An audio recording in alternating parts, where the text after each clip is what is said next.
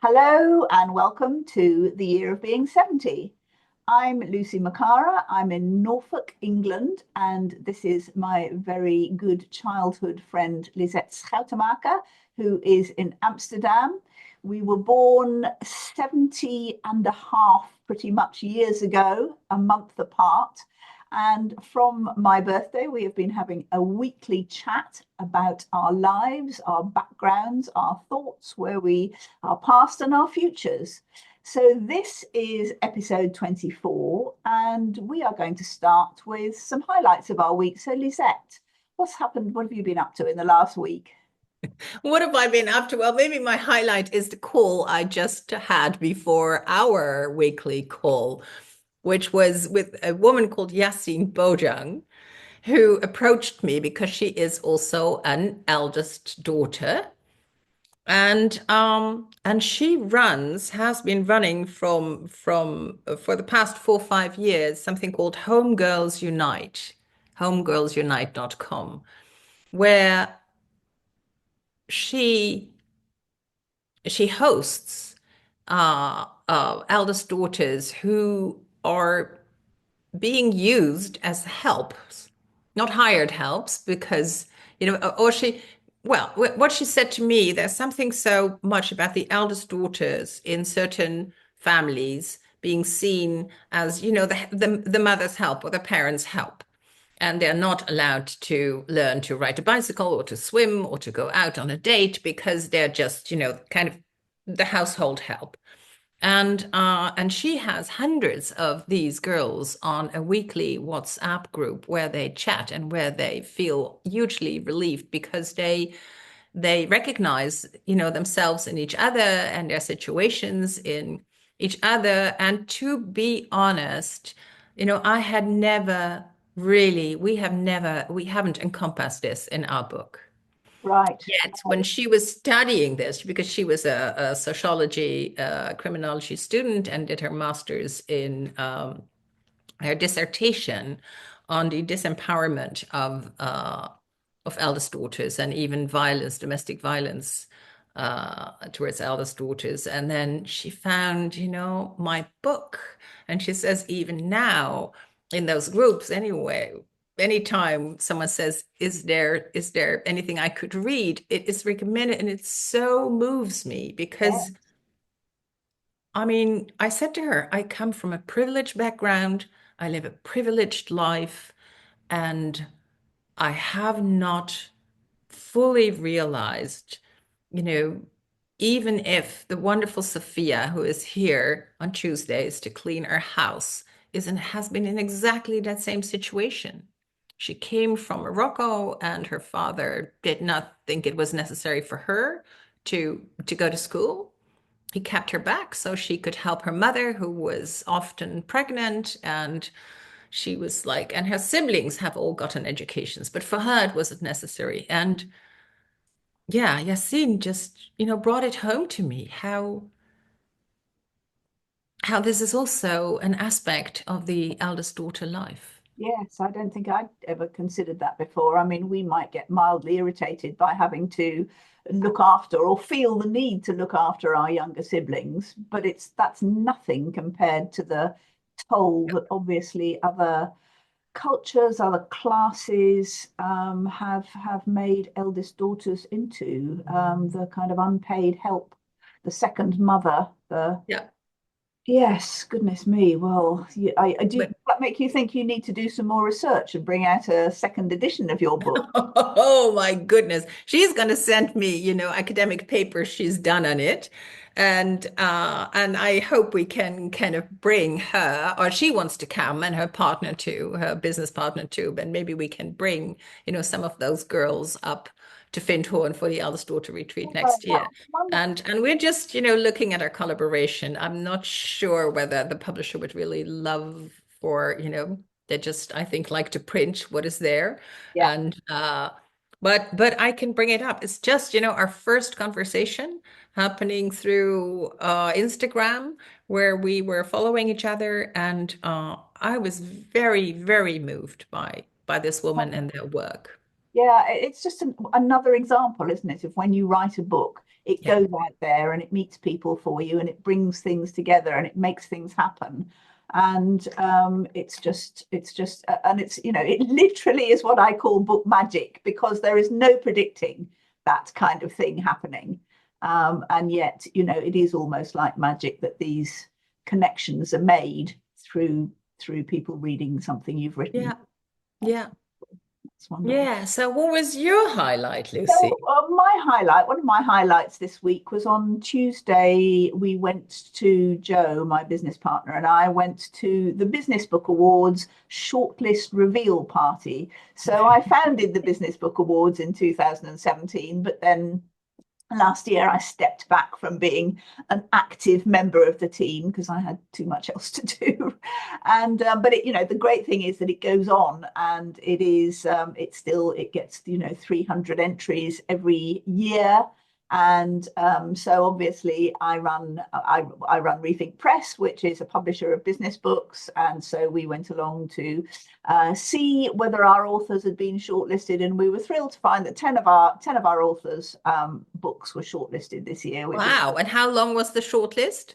oh, that is a very good question. But I think there are 12 categories, and there are usually between 6 and 8. So it's quite a big shortlist. Okay. But publishers from and authors from all over the world submit business books. Really? Kinds of publishers, from the big publishers like Methuen and Bloomsbury and the International Penguin publishers, right down through the hybrid and independent publishers to self-published authors who Yeah. have no bias against the way that books have been published. And self-published books often get shortlisted and sometimes win, and Yeah. that's great. And it's Great. But congratulations on your 10 authors. Yes, no, we're thrilled, and they're great authors. And in September, we will go along to the event and see if any of them have won in their category, which would be even more lovely. So yeah, that was Yay. my highlight of the week. Yes. And have you got Yes. any more highlights or? Well, another of my highlights is yesterday I had 7 women here. In January, I got sent a book by a friend. It's called Death by Landscape. And she had sent it to 3 other women and said, let's have an evening at my house and discuss this book, which was, I have never been in a book club. Have you been in a book club? Yes, I have. I've been in a couple of book clubs. They're lovely. Yes, I really, really enjoy them. They make you read books Yeah. that you wouldn't necessarily have read, chosen to read or noticed, and then yeah, the discussion is always interesting. Yeah, so I don't know. I was never invited to a book club. I never started one. It was never in my life. So now all of a sudden I have this kind of emergent book club. And out of that wonderful evening in January, one of the women there said, I borrowed a book from you, Lisette, which is this one. It's called The Story of Gaia, The Big Yeah, Breath, and the Evolutionary Journey of Our Conscious Planet by Jude Curvin.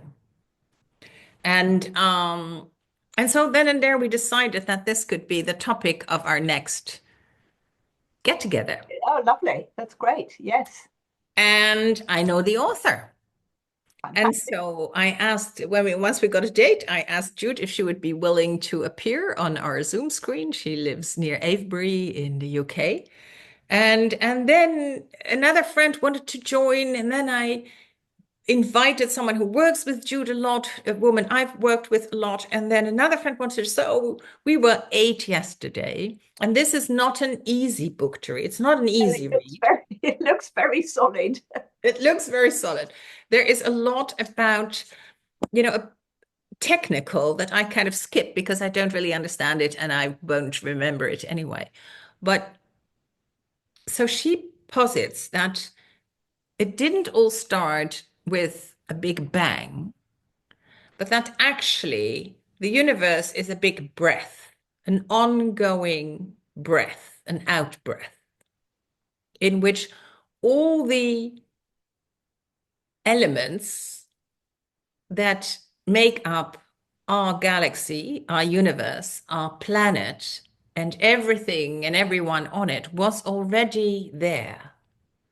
And then through millennia and millennia, millions of years, you know, the exact right circumstances coalesced, for plants to move on land, for plants to, and then for fish to move on land, and then for us to evolve with this thinking brain and with our consciousness. And she believes, and she makes this beautiful case of, our conscious planet. She says the consciousness is not only in us. This is a conscious out breath. And it kind of completely expands, even if I can't, my brain can't fully comprehend this. Oh, no, absolutely. But in a way, my cells kind of feel, oh, there is expansion here. And it is so wonderful to think that, the stars, the moon, they have all the elements that in the end made us. And there's not so many building blocks. No. And we all have those same building blocks. So Yeah. it's very much also about, the unity consciousness and the diversity of the manifestation, but the one breath that we live in. Yes, no, that's fascinating. But I mean, I do know that it's scientifically proven that all of us have a few cells of meteorite, for example, in us, and stars Yeah, and dinosaur yeah, DNA and all sorts of absolute weirdness, if you like. But we are literally yeah. physically embedding the history of the planet and The history of the planet, and it really, is not short, it is long, long, long. yeah. So we also said, are we important in this day and age, if there is a extinction maybe of us as a species because of our the way we've evolved and the way we organize ourselves, then is that, Gaia will live on, the universe will, but it's also because it has taken so many millions of years to kind of come to this, not as, a thing on that is the pinnacle of of evolution, but that has this ability to express and word and fashion, shape, but that it is important that we are here, and that it is also important how we behave and how we think, because there is this interconnectedness of everything. Oh, that's very positive. Yes, I will think on that. So, With yeah, so we were going to talk about our theme for today with more books. We were going to talk about books that have really influenced and potentially changed our lives. So, shall I start with my first one? yes, this was now my first one, but it was my Okay, third one, but now it was my first one. So you start with your first one, please. okay. I'm So curious. I was saying to you earlier that my very first, if I was going to pick one from childhood, I would have picked Mary Poppins, because the Mary Poppins books by P.L. Travers, are so unlike the saccharine Disney film with Julie Andrews and all the songs in it. And that Which actually, is all I know of Mary yes, most Poppins. people know, but the books are just absolutely wonderful. They're completely mad. Mary Poppins is this children's nanny who literally appears out of the sky, coming down on her umbrella. She's such a great role model. She lands into a family at her choice. Nobody can summon her or make her do what she doesn't want to do. She comes in, she imparts what they need to know. The children and the adults as well benefit from her presence. She takes no shit from anyone. She's very abrasive as a character. She's quite selfish, and she is quite she thinks a lot of herself. Practically perfect is her designation. She considers herself Oh, practically. of herself. Oh, okay. Yes, Practically perfect. yeah, she has a thermometer that tells you what that tells the children where they are on that. And practically perfect is what hers is what her temperature is.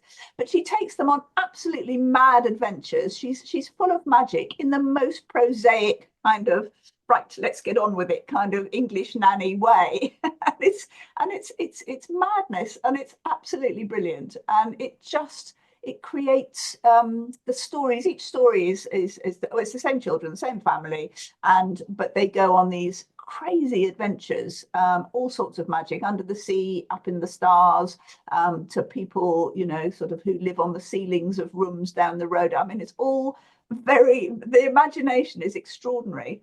And I never knew there were books even. Maybe they weren't translated. They hadn't been translated into Dutch when I was young. I don't know. So how has this influenced you, Lucy? well, I just know.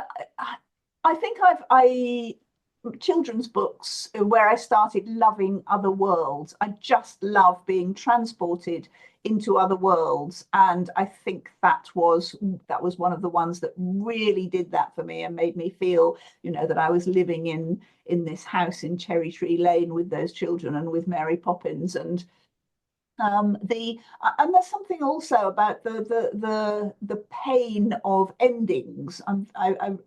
She leaves when she feels she's done her job, and Yeah, she nothing. pops in. I now understand the name. She's a Yes, pop in. yes, yes. That's, oh gosh, I'd never thought of that before. But then she goes, and then there's nothing they can say that will keep her. And she goes, and it's sort of painful, and then they realise that actually they're okay. But I don't know. I just think now that I think she was a great role model, even though I probably wasn't aware of it at the time. And they were, yeah, they were just great books, and I used to buy them with my Christmas money. At So I think there are four of them. I've still got them in the house, and Oh, you do. yeah. And so you identified more with the nanny than with the children. I do now. I'm not sure I did at the time. But it's also very funny the way she is. Her character is also very amusing, really, which I probably didn't get at the time either. But yes, I do think those books influenced me, and I was quite irritated even as a child when the film came out, because I just thought it was such a bad representation of Hmm. it. Even though you can enjoy the film and it's all quite cute and the songs are very singable and everything, but Yeah, not. yeah, yeah. No, but once you really love the book, very often the films, and of course the Disneyfying, and as you said, you used the word sugary. What Yeah, did you say? Yeah, saccharine. saccharine. Yeah, Disney has saccharinized lots of beautiful fairy tales and Yes, stories. indeed. Yeah. So that's the first book I'll mention. So where do you want to start on your Yeah. life-changing book journey? Yeah. So I'll start with the first book that came to mind, which is Kim. Oh, right. I've read Rudyard Kipling. And see, I got this secondhand when I was traveling by myself for 3 weeks in Sri Lanka. And that was not such an easy trip. I remember finding it hard to be in contact with other travelers. I was a bit lonely, and I couldn't really understand why I couldn't make contact. I think in retrospect, see that I was rather tense and more rigid than I am now. I can still be sometimes, but um, and then I picked up this book, and so Kim is the son of an Indian mother and an English father, and the father is with the regiment, is with the, well, I would say occupational forces, we would say now, but then, with the British. And so this boy is half and half, and at some point he is sent to boarding school, and he's made an agreement that he will go to boarding school. He will do all that to get a proper education, as long as during the summer he can do his own thing. And I remember a passage from this where it is described how the boys pack their trunks, and they have these huge trunks and they fill them with everything. And he kind of watches them from his bed, I think, I don't know, with amazement, because he thinks, how can you travel when you have all that with you? And all he brings on his travels is a long a piece of cloth because he can put it on his head when the sun shines. He can wrap it around himself to sleep. He can use it to dry when he's swimming the river. And he is completely free to move because he isn't schlepping, all this All this stuff, baggage. Yes, all this baggage. I can see And how I that would be remember, yeah, sitting, on the veranda of a house in Kandy in Sri Lanka. This is still inside the wow. book.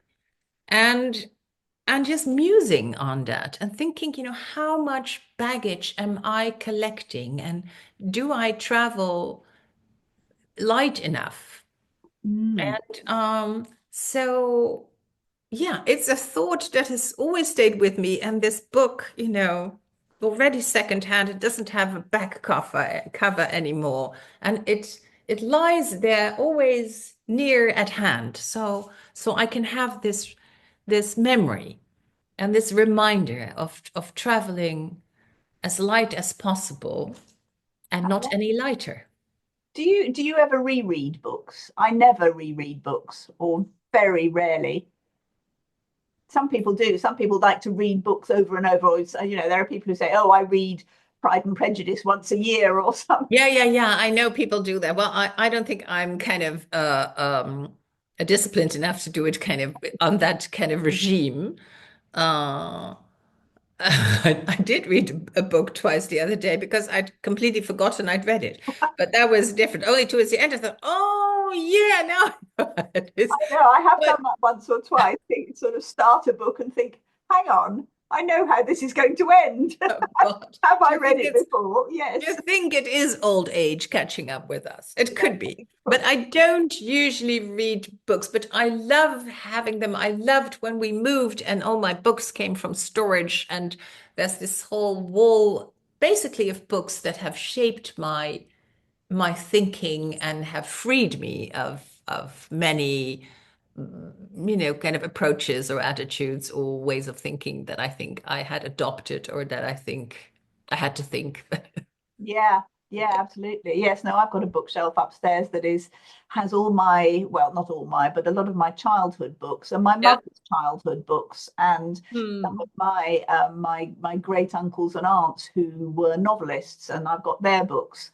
So I like it. Sort of feels like, it's kind of the flow down through me of Yeah. stories. And but you don't go and sit there and read them or No, no. no, I occasionally pick them up and think. No, the awful thing is that sometimes I look at books that I read and loved some time ago, and I don't actually think I could read them again. I mean, there's one book that, well, the Alexandria Quartet by Lawrence Durrell. I was considering that as one of my influential books because when I read it, I think I was probably about 18 or 19, and I was amazed by the fact that you could tell the same story through different characters' eyes, and it would all interlink, and the sort of points in the narrative would tie up, but it would be totally different points of view, and that absolutely was a revelation to me. I thought it was absolutely brilliant and I loved it. And I thought, oh, I must reread that the other day. And I started the first one and I just thought, oh God, this is so boring.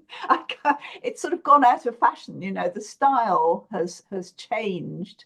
It is so interesting because when I first met Jos, he gave me the Alexandria Quartet as something to read because I was going on holiday. I was taking the train and joining my sister and her young family then in Portugal.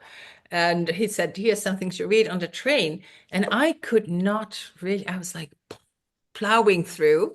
Yeah. And so that was a bit difficult when I had to say, oh, I'm not as mesmerized as you will. I could read this again. I think, I mean, this is, of course, also a Yeah, book about, British occupation and the Raj and, absolutely. the liberation of India and all of that, I think. Yes, yes. I haven't read Kim actually, but I did. I mean, the Jungle Book. The what am I saying? The Rudyard Kipling stories. Yeah. I Rudyard. I was also mesmerized by his name, actually. Yes, it's a great name. Yeah. Yes, So those are, shall I go on to my second book? yes, do. My second book is this one, Getting to Yes, um, which I read, I think, when I had my, no, not my first job, my second job. My first job was at a bank for 4 years, and then I joined a small communications firm by two men, and I read this book, and this is so much about how can you create win-win situations. Like life is not a zero-sum game, as Yeah, some would portray it these days also. It's not, the best negotiation is I win, you lose, haha. But the best negotiation is where you can keep the relationship intact because most people you deal with again and again. And everything is better when you are in good relationship and well, when everybody feels they've got a fair deal. yeah, yeah. Is that book where the phrase win-win comes from? I don't know. The Americans are obviously very good at such kind of catchphrases. Yeah, I don't know. It just, but it yeah. That really changed your way of. yeah, it changed, or maybe it confirmed what I'd been thinking all along, but brought it into a framework, and these were like Harvard negotiators, and they describe, some situations that are so, so, so tricky, where it feels, like everybody is going to be the loser. Yeah, And then how can you come up and keep looking for where also asking the question, what do you really want? And the easy example is like two sisters are in the house and there's one orange, and then they both want the orange, and they fight over the orange until one says, why do you actually want the orange? And the other says, I want to bake a cake and I need the peel. And the other one says, I'm really in need of vitamin C. I want just the juice, so they can both have the orange.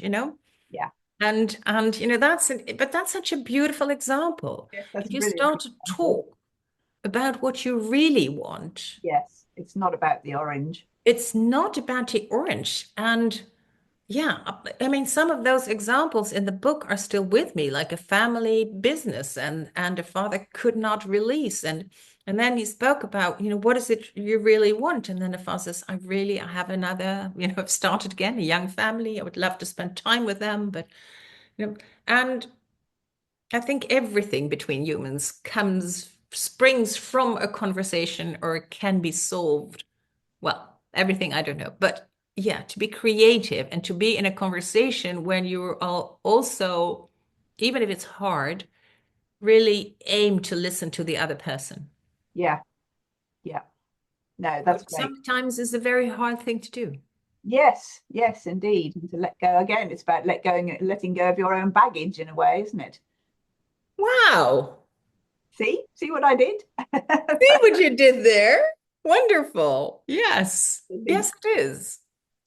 Okay, so I think what the first book that influenced me in a sort of political, social, philosophical way was Germaine Greer's The Female Eunuch. Mm. That is not actually my original copy, and that is not the original cover.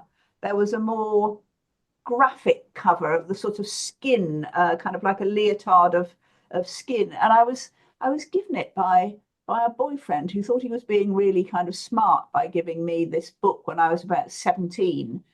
And I think I was 17 or yes. And I remember taking it and reading it. I was going to see some friends in Oxford and I sat on the train reading it.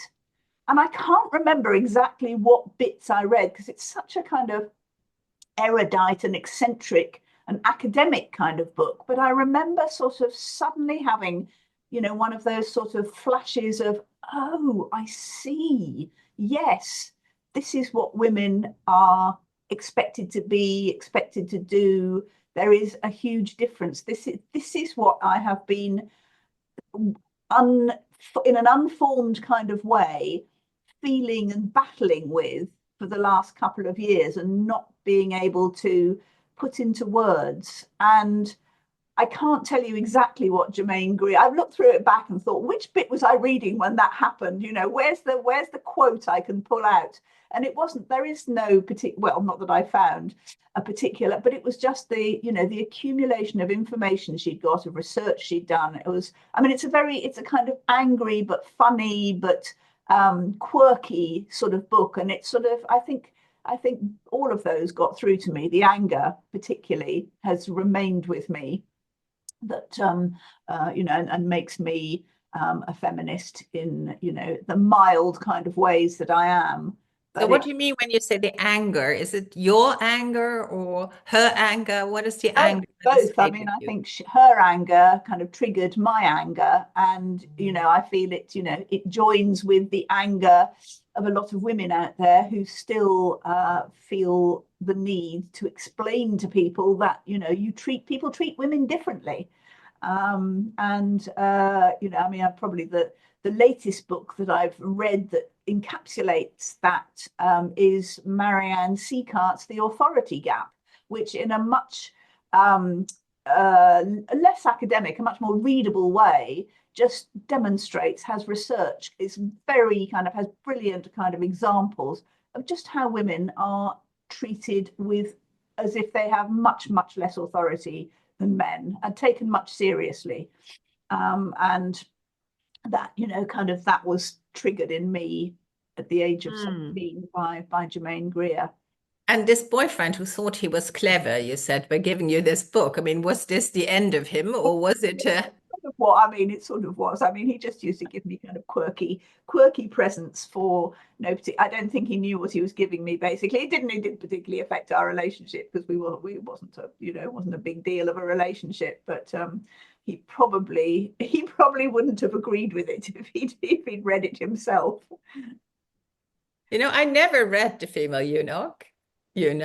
I never even read, I think, much feminist literature or books. I've much more gone the way of I have a whole series of books on the sacred feminine and the goddess. And so I've read more on what is the feminine in its purest expression and how can we express this in this man's world?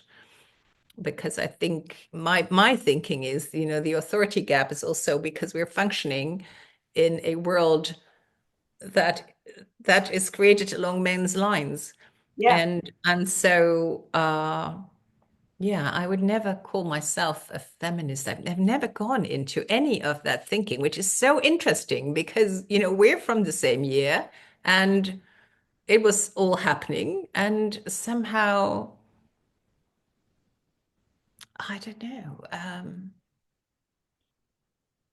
mean, I did for a long time assume that I was going to marry and have the children Yeah, and do that exactly. thing, Yeah. which was not attractive to me at all. And I did at some point take motorbike lessons, which was, I think, something to prove that I could do what the boys could do, kind of Yeah. thing. Yeah. But I've also always felt, um, oh, being a woman had so many perks. Oh yes, no, absolutely. I mean, I don't disagree with that at all. I think I think you live on a more spiritual plane than I do, so you will have kind of um, thought about and felt those sorts of things on a slightly different level. While I've kind of been more, this is what's happening in the world, and it's why I, sort of wrote my book, A Book of One's Own, which was about when I realised that so few women Yeah. initially entering the Business Book Awards and why, and the lack of confidence and the fear of criticism. And so that's sort of, I'm kind of on a more practical, perhaps, Yeah. level. Yeah. Well, I think we've also, developed practices and go like, how can we bring in more feminine practices? Like so I'm organizing a brainstorm for an organization and I'm in, and I was kind of talking about that with a man, very good friend, great guy. And we were talking about where we're going to do it. He said, why don't we do it at the office? Okay, so, we now have the office space, which is a big table, is kind of, where the directors meet. The board And tape. then I was like, hang on, is that is that really a good space for a brainstorm? Because somehow when we come into that room, we kind of each have our seat at the table and there are set patterns. I Yeah, actually want to brainstorm in my house where we can put papers on the walls and when we can go from one room to another and have, a different perspective. And yeah, so I went along with kind of the male gaze, so to say, or that's the way we do it, And I'm now I have so many tools of facilitating processes that are creative and innovative and where things happen that, where you all go like, oh, who would have thought that? So yeah, bringing those kind of practices, bringing circle practices into linear worlds, that's more wonderful. where I have concentrated. So have you got one last book? Well, my last book is then, I thought, the book we talked about Oh, right. yesterday, and I've already spoken about it because the other two were obvious. And the final one, I was standing in front of my bookcase there, and it was like, oh, yeah, no, I don't know now which one. But this one is really, yeah. Okay, Yeah. so And also, sorry, go on. well, yesterday we had a discussion about free will. Oh, Because according to my friend Jude, free will does not exist, and she has reframed it as interdependent agency. Now, hmm, that's not an easy term. And whilst talking about it, we said, "Oh, what was it again? Oh, interdependent agency. It's like you can act but you will always be interdependent on everything else happening, the time you live in, the place you came from, the circumstances, culturally, economically, whatever. And within that, you have agency, which is very different from the kind of, I have free will and I'm going to do my thing because my thing is connected to all other things.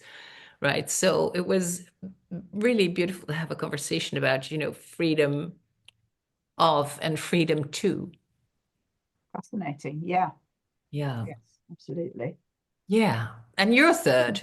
So my last book is it's called The Writer's Journey by Christopher Vogler.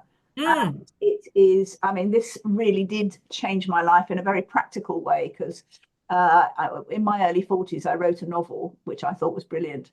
And I sent the draft to an agent I knew, and she sent it back and said, this is both boring and unbelievable. And it was based on my own life. So I said, it can't be unbelievable. It's all true. And she said, it has no structure. I was being very kind of stream of consciousness, just pouring out stuff, and it really, luckily, it doesn't exist anymore. And when I got over sulking from her criticism, I thought, okay, she probably has a point. I will go and learn about structure for writing, for storytelling, and that was probably the most influential book that I read because it has all the storytelling structure. It has the journey, the writer's journey, the hero's journey, the stages of the journey, the archetypes, everything you need to know for putting together a really good novel. And then I rewrote my novel and I entered it in this competition, which got 47,000 entries, and it got shortlisted. And there were 10 out of 47,000 entries, and Macmillan published it, and that was my first novel. And it was that kind of understanding of writing, not just all sorts of thoughts that come into your head, but actually putting together a structure that makes sense neurologically to people. If you don't have these structures when you're telling a story, people actually can't understand what you're on about, and it's not satisfying. So that book really did change my life, and it also, but although that's about fiction and storytelling in that sense, it also created the basis for the mentoring I do for non-fiction books and business books as well, and underpinned all that. So yes, Mm. was an I have it because I recognize the cover. I have it, but I don't think I've read it. So it is somewhere over there in my bookshelves, but I will look at it again. it's a very chunky book, and It to is. be fair, I probably haven't read it cover to cover, but it's the sort of book you can dip into and Yeah. take away wonderful excerpts. Hmm. So Well, there we are. That's we actually got in rather a lot of books there, one way or another. yes, yes, but books are so yummy, and it's so wonderful how we can kind of partake of each other's expertise and thinking and fantasy and rendition of beautiful and horrendous, happenings. Yes, Yeah. yes, and books just transcend time and place over hundreds of years now. They are, and it's an Yeah. extraordinary format that has developed and become iconic, and I think will go on forever, even though there are, of course, the electronic versions and the audio books and videos and I love the electronic versions. I read a lot on the electronic. I read a lot during the night. yeah. Yeah. So well, I listen a lot during the day when I'm not doing work, because I listen to audiobooks a lot because Yeah. Yeah. but yeah, but I still think the actual printed book itself is something that will persist. We will see Yes. whether it goes the way of the gramophone or. Well, Anyway, it's well, that's come lovely to back as talk. well. That's people buy vinyl Yeah, again. yeah, yeah, yeah, yeah. But So, yeah, it's not quite niche. such a long-term format as the book, though, not yet. Yeah, yeah. Well, it's great. It's great to think about how, authors and thinkers and novelists have shaped our life. And then when you ask, what are three books that have shaped you? They come to mind. I hope they come to mind for people listening in also. Yes, yes. If And you're, I'd be curious yes, what absolutely. their three books are. Yes, do tell us what Do your tell us. influential books are. Let us know. Yes. Great. Okay. Okay, well, we will talk again next week. See you next week. See you next week. Bye. Bye.